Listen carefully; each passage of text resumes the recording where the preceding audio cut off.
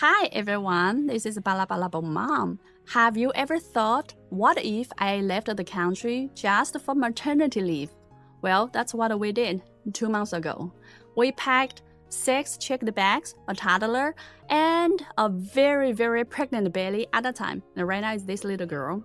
Yep, she's already out. And we moved to Chiang Mai, Thailand. And now we've lived here for a little bit over than 2 months. I want to share with you guys what worked perfectly as we expected and what didn't work as we planned. Stay tuned. First, the Thai DTV visa process was really smooth. Before the trip, I was so stressed about applying for the Thai DTV visa because I haven't seen any example talking about applying DTV visa based on pregnancy. So I was probably the first few one doing that. Turns out the process is pretty much the same as the other medical treatment based DTV visa process. So just follow the official website. They list out all the documents they needed. And I also have another video talking about the whole process and the documents you needed. The embassy is very helpful and very responsive. If you have any questions, just email them. They usually respond back in 1 or 2 days, very fast. Entering Thailand was a breeze. Honestly, I was expecting chaos. Come on, I had a toddler and I was in the 3rd trimester with big belly. But it turns out the process is pretty smooth. The immigration line is not long.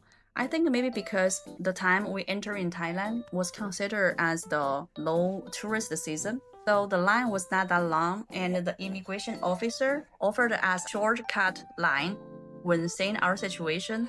So that was very helpful. Burning season wasn't bad at all. We moved here during burning season. Everyone talks about, everyone warns about. So of course, I packed an air quality indicator just like a paranoid mom. Guess what? Oh, the indicator stays green every single day. We never wore masks and we never smelled any smoke. So maybe it's just luck. Top-notch hospitality. From the moment we landed, people went above and beyond. The taxi driver who came to pick us up helped load and unload every single piece of the luggage like we were royalty. And at our first hotel, the manager offered to hold our luggage for extra hours with no charge after saying we're struggling with amount of baby gears. Yes, little things, but they made a huge difference when you are in a foreign country, juggling toddlers and also a ticking labor clock. Lifestyle options for every budget. We started off in a luxury condo with giant pools and a kids-friendly environment. Everything you needed, like a working space, Legos room, and a sauna place. What else? Oh, and a walkable area, and have a giant mall nearby walkable distance. And that's not even very expensive here. And then we moved to a more local neighborhood with more trees and a little creek running in front of us. Just doing the research, we figured out you can find any more budget. So just doing the research, no stress. Thai people are kid-loving superstars. My kid got a VIP treatment everywhere at the gym. The staffs entertain him for hours so that my husband can focus on workout in peace. And our house manager, she's amazing. And she always brought our kid homemade food and fresh fruit, and my kid loved her. He literally adored her like his favorite auntie. And on the day when my water was broke, and exactly the same day, it was actually my nanny was off. So she literally offered to come to hospital to babysit our toddler so that I can focus on delivery. That was such a big help when we knowing we have a backup option. Have someone always watch out our back. Kindness, unforgettable.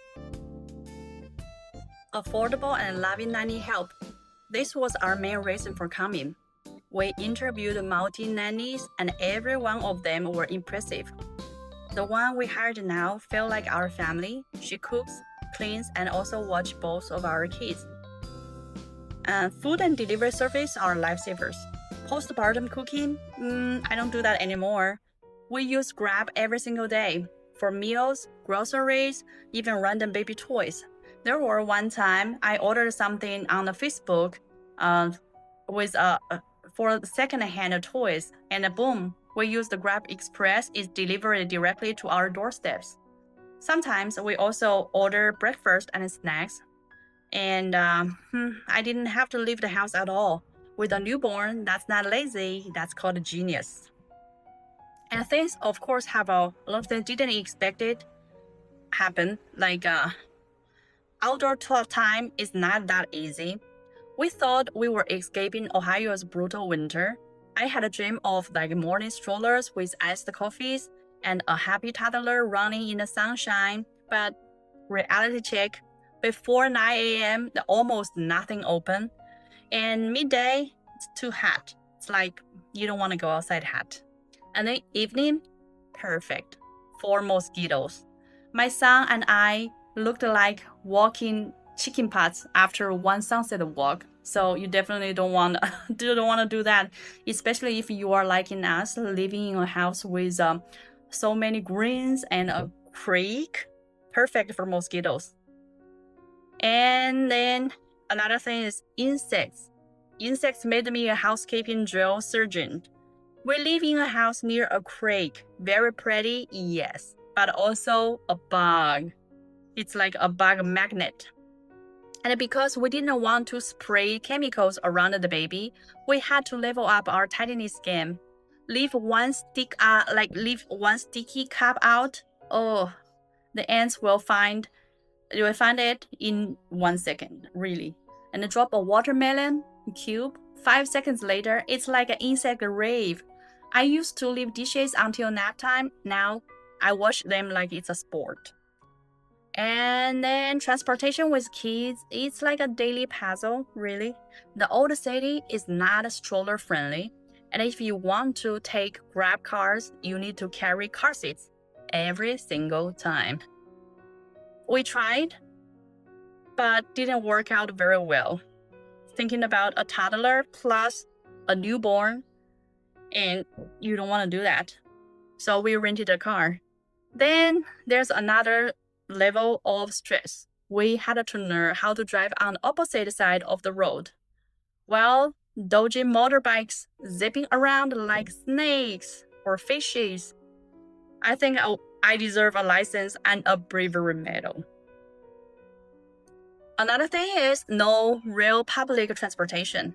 No subway, no trains, just red trucks and motorbikes. Driving felt like the only viable option, and that came with its own stress, like what I said. The roads are narrow, alleys are tight, and the motorbikes are everywhere. I can have another video talking about the driving experience.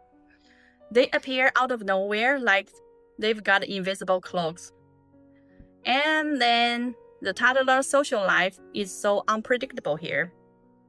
There is an expat mom face group which helped, but a lot of the families were in Chiang Mai short term, so play dates were hit or miss. Sometimes we'd find a great little buddy, but then the next week, they fly to another country. And then toddler activities can add up quickly. Unlike in the US, there's no free public libraries or big open parks. It's understandable, it's a tourist country, right? Almost every indoor playground or play cafe has an entry fee. It's usually not expensive for a single visit until you are like us. We go out every day, multiple times. So you go every day trying to burn off your toddler's energy. Let's say my son is thriving and my budget is surviving. Electricity isn't always reliable. This one surprised us. Every few days, something would flicker off. Usually, I don't know, around like midnight, 3 a.m. probably, my PC shut down during a file transfer, and I panicked. Now I power everything down every night like it's a spaceship countdown. If you're working remotely or have expensive electronics, plan for backup power or surge protection.